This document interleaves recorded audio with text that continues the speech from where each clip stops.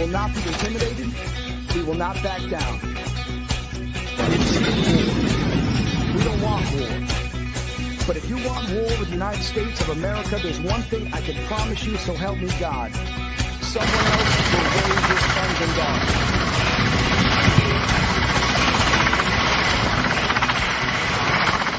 Military Broadcast Radio, the station that's giving veterans a voice. Find us on the web at mbradio.com. And do not necessarily reflect the views or positions of any entities they represent. Find us on the web at mbradio.us.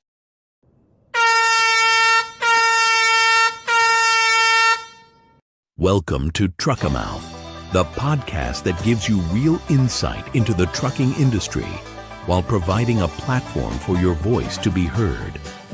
Whether you're behind the wheel, managing logistics, or just passionate about the industry, this is the place to build confidence, share experiences, and stay informed. Join us as we tackle the challenges, celebrate the wins, and drive forward together. Hello, everybody. Welcome to the Underground. I'm TruckerMouth, and you're on the road. On the road here, we discuss issues in the American trucking industry and how they affect America. Today, we're going to discuss rising fuel costs for truckers, diesel prices. And it's a big issue, man. And then I wish they could do something for them people, but it's no secret that the fuel is American truckers' number one cost. According to the American Transportation Research Institute, most recent operational costs of trucking report fuel accounts for 28% of overall expenses. For owner-operators, that expense can be closer to 30 or more. 30%. 30% of your cost to operate are for fuel. And you're not getting away from that. You know, and they keep increasing on these people. All right. Even small increases in fuel prices can cut into already thin profit margins. Yeah, the profit margin for trucking is low. And with the cost of freight being down and diesel being up, it's a lose-lose for the trucker. Many companies are exploring fuel-efficient technologies, alternate fuels, and improved logistics. Yeah, they have to. You got to try to save on this diesel here any way you can.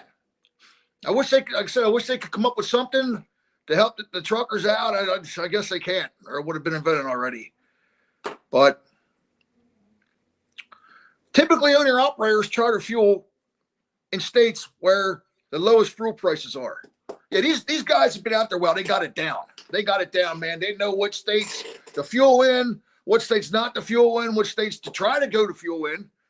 And, yeah, they know what they're doing. So they run the business.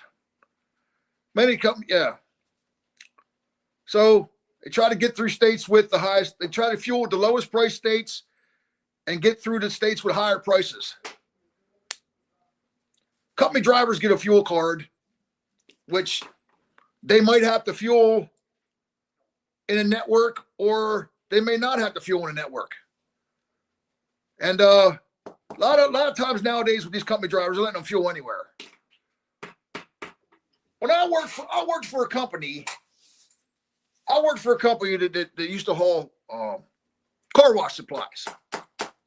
Was their main thing. They ship their own product, car wash supplies. It's called Clean. I won't get the whole name anyway. So this guy, right? I'm up in New England, and we had runs from Lancaster, PA to Billerica, Mass, to get up in the area where we pick up car wash supplies and bring them back down. So I'm shuttling. They come up with a program where, okay, I told him I'll stay up there.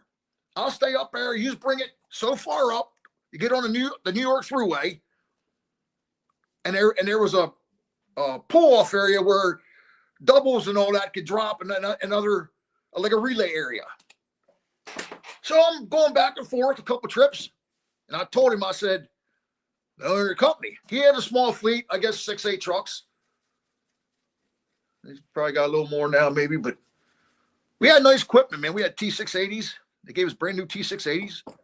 After I was there for about 6 months or a year, we got T680s. They're beautiful. And they're supposed to be really fuel efficient. But anyway, I said, Mike, I said, this is when we had the old trucks. I said, Mike, I said, fuel's getting low. He said, no. And then he said, I did that. And this is the owner. I did that for years. I know how far you can go. I said, well, I did 3 relays. And I'm telling you, this I did, and I knew how many miles I went. He says, no, you got that. You'll be able to make it back down here. So I did another relay. And on the way back, I was like, I got to pick up some diesel. So up in Massachusetts, there was a fuel area up there that we went to. He said, get 50 gallon. I got 80 gallon. Well, you got mad about that. I said, look, Mike, I'm telling you, here's how many miles I went so far up here, and it's reading low. He goes, well, that gauge might not be working right. So I go up, do another relay, come down to the throughway, pick up. I go up and do a relay, drop it off, picked up, I'm coming back down, and then I run out of diesel. I called him up. I said, yo, man, I said, I'm out of diesel. He says, what do you mean you're out of diesel? I said, I'm out of diesel. I told you I was going to run out of diesel. Well, wait a minute. I misconceded. You did one more relay than I thought. Yeah. So I'm sitting along, where was it at? On 80. I forget one of the major throughways I was on. So I'm off to the side. And what's this idiot do? He calls one of these goofball outfits to bring out, instead of bringing a fueler out, he gets one of these outfits that these dudes come out. I couldn't hardly understand them. And they had freaking gallons of big cans of diesel to pour in. So I told him, put them in both tanks on both sides. And, he ain't got a whole lot. He had about 100 gallon. And each side had 300 gallon tanks. So I got rolling again and had a fuel anyway. But I mean, with these guys, it's been on their company, he should have known how many miles you could go on so much fuel. I don't like them people. Anyway, I worked for a company when you're fueling. I worked for a company back in the day. You used to have to get ComCheck numbers to fuel. At least this company I worked for. And a ComCheck, you get a ComCheck, and a number of ComCheck numbers this big. It's like 15 digits long easily.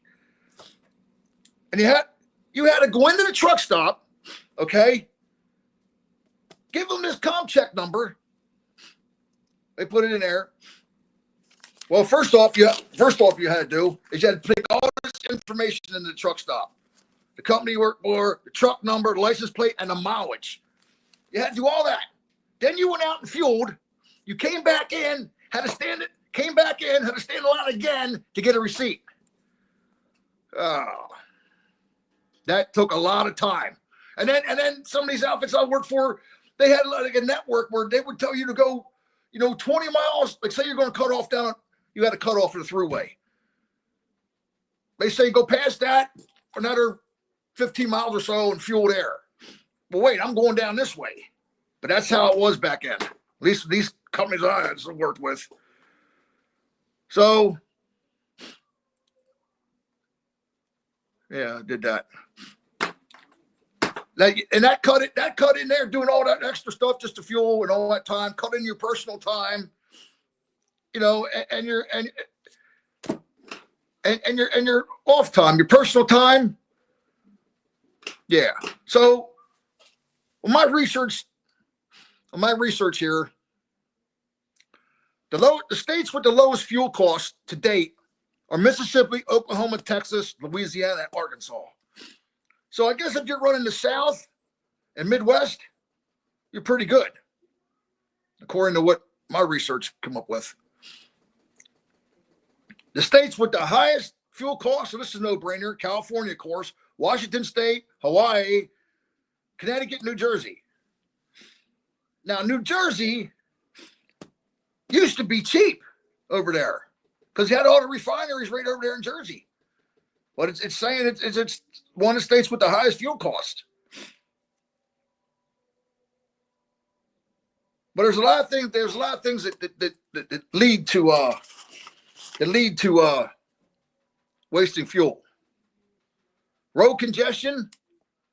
Every truck driver knows. You know, you're busting your ass to get somewhere. Next thing you know, they're diverting you off the highway to a side road, and there went all the time you did. There went all the time you did just to bust your ass to get there. It's gone because you got to detour off a road, and it's all trucks lined up, and you don't get nowhere, and you lost all your time. Road congestion, as it says, one of them starting and stopping all the time. That's for sure. Driving at excessive speeds. Excessive speeds waste fuel. And they say the optimum speed to save fuel is 55 to 65 mile an hour. That's what my research said. That's my research come up with. Strong headwinds, if it's real windy out, that's wasting diesel because you got resistance. And poor road conditions. Okay, going through construction real slow and all that. Well, you got to go through slow. Don't get me wrong. Be safe about it. But poor road conditions like potholes and all that. They ruin tires, which leads to wasted diesel. There's a few things you can do that will help you with saving diesel. Regular tune-ups on your engine and proper maintenance on your tractor and trailer. Proper tires and proper air pressure. Air pressure means a lot. You got to have your air pressure right. You got to have good tires, and you go places because that's getting you down the road. And a lot of people overlook that. But I used to gauge my tires, and it's a pain in the ass. It really is. But I bought it cost me like $60 for this big, huge air gauge, and I gauged my tires. And then when I got with companies that had them safety lanes, I would go through them once a month. So speed, they say the optimum speed is 55 to 65 mile an hour. And use cruise control a lot, which a lot of people do. I mean, I did a whole lot. Once you're hanging and banging out there, I mean, you're getting down the road, you hit the cruise, man.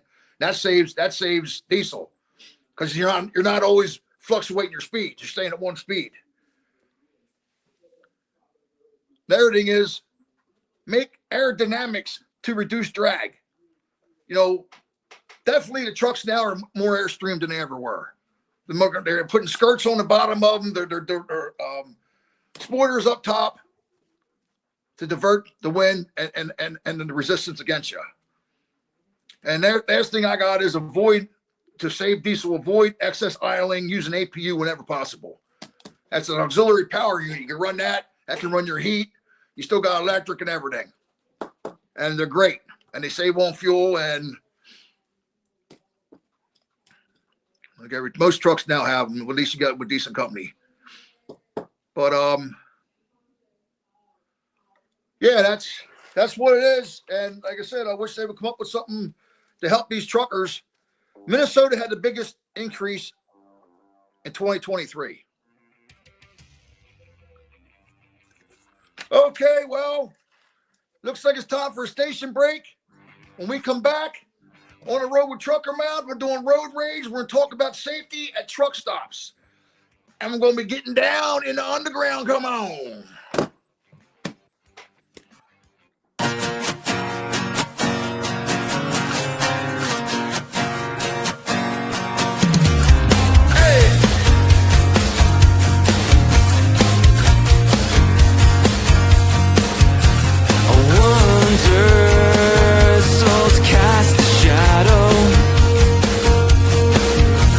When they leave the horse body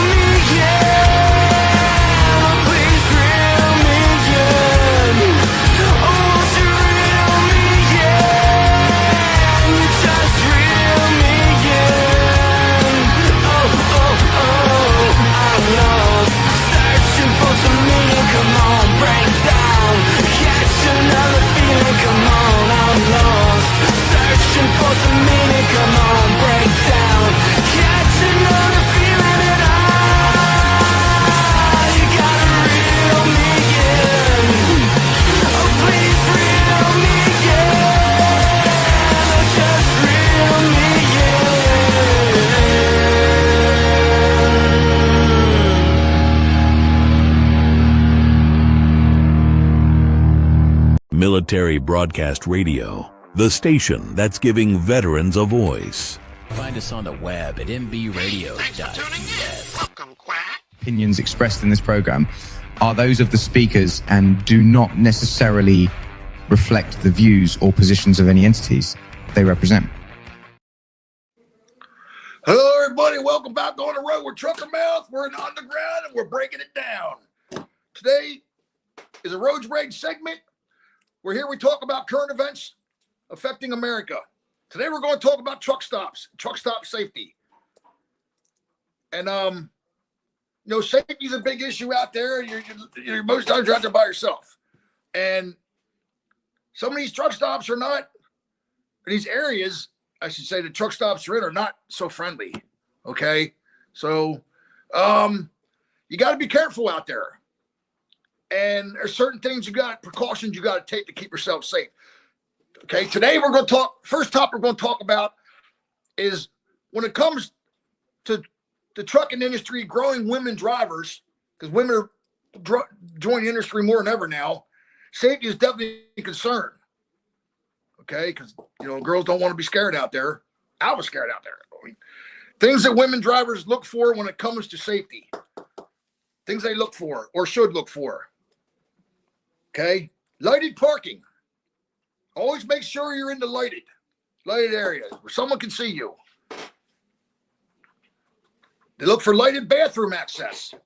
Because, something could happen. You going into the bathroom and you don't see somebody's hide or something like that. And something could happen. Lighted lounge areas. When you're there watching TV or something, you want to make sure you got to look around your surroundings all the time, looking around. Because it's a big, mean world out there. Lighted shower facilities with 24/7 access. That's a no-brainer.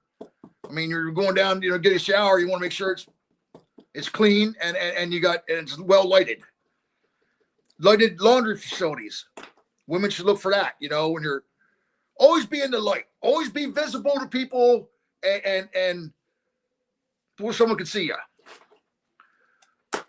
They also look for 24/7 security present on the site. Man, I only ever seen that a couple times. And I've been in some horrendous truck stops. Let me tell you. And they also look for 24/7 maintenance.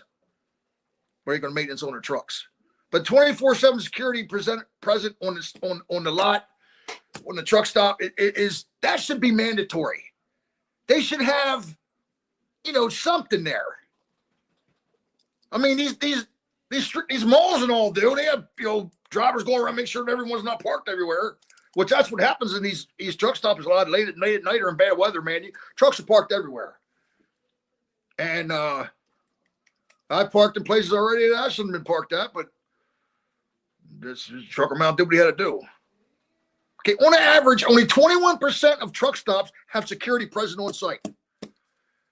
Now, they can do better than that. I said they should make it, because you got a truck stop out there and say it's an area where you got 500, sparking for 500 trucks, 300 to 500 trucks. People prey on that, okay? You got everything going on in truck stops you got going on in the street. You got your drugs, you got your lot lizards, you got, people trying to sell this and that to you. And, it's definitely, I think they said they cleaned it up. I know they had a national crackdown on the lot lizards there years back. I don't know why they're always picking on lot lizards, but anyway. They got to make them safe. They have to have some kind of security, because your local cops, you might see one of them cruise through a big truck stop every now and then, but they don't know what's going on. Some of these truck stops out there, they are horrendous. Let me tell you. That one down there in Jessup, Maryland, the TA down there, used to have a bar under it. And it was bad. I mean, there was a murder down there, and I think they closed it down. But they had these people right behind the truck stops, a big state prison. Jessup, SCI Jessup, Maryland. And they had these people working there in the kitchen on outmeat. And, these people went in there to eat. And they had this soup. broccoli and cheese soup, which I love it. I love broccoli and cheese soup. So I dip in there. There's a whole head of broccoli in there. They didn't cut the broccoli up or nothing. Yeah, what the hell? They got them on it. The buffet looked like someone just, they didn't care about anything. So somebody wasn't doing their job there. And I'm raging on that. Because when you go to these truck stops, right, you had a hard day. You go to these truck stops, that's like you're going home or something. You know, you're going home after work. Because you want to go in there and get something to eat. You want to get a shower. You want to get something to eat and relax. And you don't need all this other stuff on you at these places. You want to eat clean food, have a clean place to go, and feel relaxed after all the stress on the road. We pulled in this truck stop down in Atlanta one time, outside of Atlanta. And as we got into the entrance, we had a guy over on this side jumped on the running boards and a girl over on this side. Like, what the hell is this? We said no and no. We're not interested. And they were arguing between each other. I don't know what. I take it he was doing drugs and she was doing something else. I don't know. But get off the truck, man. And that there was just, you know, just horrendous, you know. And if you don't feel safe, man, you ain't going to sleep right. If you can't sleep right, you're going to be tired driving. It's a safety issue. So here's some things you can do to be safe when it comes to truck stops. First off, try to park at truck stops you already know are safe ones or been there before. Okay, once you know, if you've been in that area before, you know it's a safe truck stop, go there.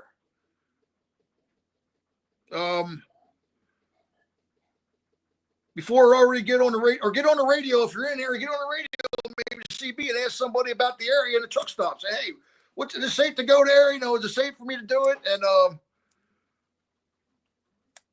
you might get some feedback on that, where you might have to do it yourself, you know. If you're going to go park at a truck stop, try to park up front.